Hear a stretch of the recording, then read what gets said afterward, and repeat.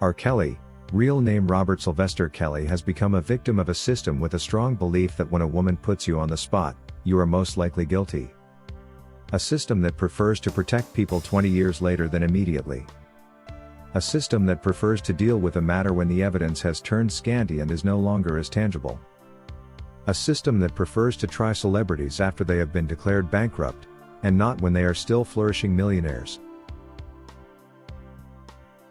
The need to set R. Kelly free has become even more urgent in the past days, with more risks of contracting the coronavirus reported in the MDC. At the helm of the task is new lawyer Jennifer Bonjean, who will be filing R. Kelly's retrial motions in 2 weeks' time. This had been scheduled for Friday, February 4th, until attorney Bonjean filed another request asking that she be given additional 2 weeks to file the retrial motions. This means R. Kelly's journey to freedom flags off in 2 weeks' time. Jennifer Bonjean has a way of winning cases that many have lost hope in. She is a specialist in what is termed as habeas corpus in legal terms, to refer to solving cases of unlawful detention or imprisonment. This accurately is R. Kelly's current situation. Fans are anticipating so much progress and achievements from the new attorney, and she promises just the same, full of confidence that she will return the RnB King to freedom soon. Meanwhile, due to the MDC's COVID regulations, visitation has been restricted over the past months, and this has greatly hindered R. Kelly from having enough time to meet with his new lawyer. Visits at the MDC have been restricted for various reasons. An MDC supervisor regarding your visit as a threat to safety at the center alone will deny you entry. However, there is no real criteria to determine this. It's entirely up to the supervisor. So if your face turns out not so appealing for the admin, you will likely be denied access to the detainee. There is another bar of inappropriate dress code. Once the supervisor thinks your attire is a little too revealing in his own opinion, you will be denied access. This, among other COVID-related restrictions, have made lives of inmates at the MDC a living hell, with less and less visitations every other day. At one point prompting the public to lash out in a demonstration, to remind the authorities that prisoners are people too. Unlike Deborah O'Canick, whose request to withdraw from the R. Kelly case was granted by Judge Ann Donnelly last week, Steve Greenberg is still awaiting his official release from the case. The previous legal team filed for leave from the R. Kelly battle for freedom a few weeks back to allow Jennifer Bonjean make more independent decisions that the world believes will deliver R. Kelly back to a normal life. This came at a time when suspicions had begun to propagate among R. Kelly supporters that Steve Greenberg and team could have been moles, and not exactly on R. Kelly's side.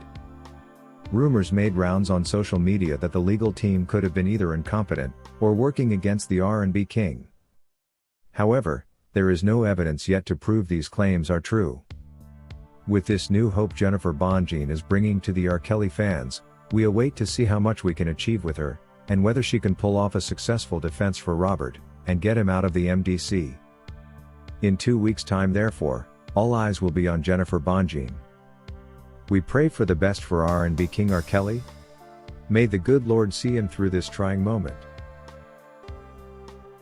According to LaTanya, I do not think that the old legal team is being retired because they served another boss altogether, or that they could have been incompetent in any way. The truth has always been that too many cooks indeed spoil the broth.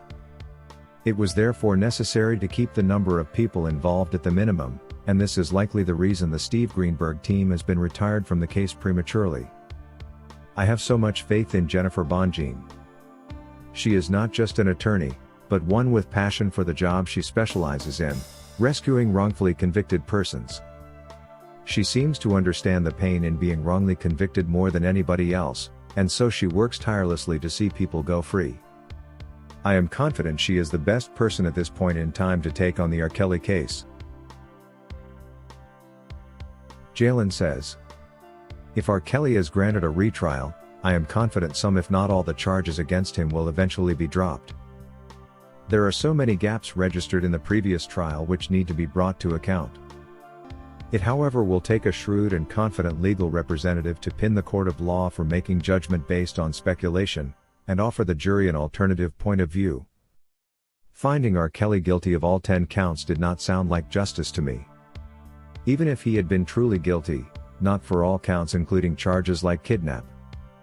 I don't think R. Kelly has the means to hold people hostage for 20 years without the law keepers getting involved and stopping him. He would have to be from a military background to have skills enough to pull off such a perfect crime. It's therefore imperative that an experienced lawyer like Jennifer Bonjean steps in and takes charge of this situation, to bring the case back from the September verdict, and possibly come to a different judgment.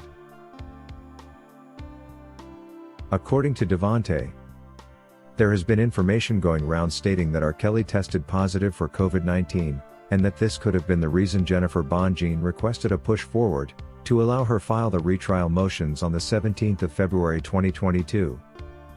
But this has not been proven, and according to Jennifer Bonjean's latest tweets, despite repeated exposure in the MDC, R. Kelly is doing just fine. There is therefore no need for fans to worry much about his health, especially since he is already vaccinated against the deadly virus. I do not think Jennifer can be starting off her work with R. Kelly by spreading wrong information about him. I therefore choose to believe her report over the rumor that has been making rounds on social media. I hope this retrial process starts soon, and that it yields positive results. We want R. Kelly out of there soonest, or at least some charges dropped to attract a much lesser sentence than the currently presumed 10 years to life.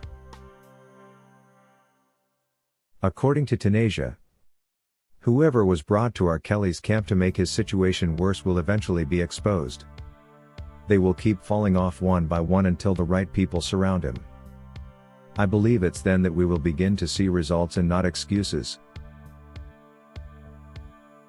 Thank you for watching LFN News, a production of LFN Media, giving you another view of issues at hand. To get notified whenever we post a new video, subscribe to this channel now. And remember to give us your comment on the subject matter below.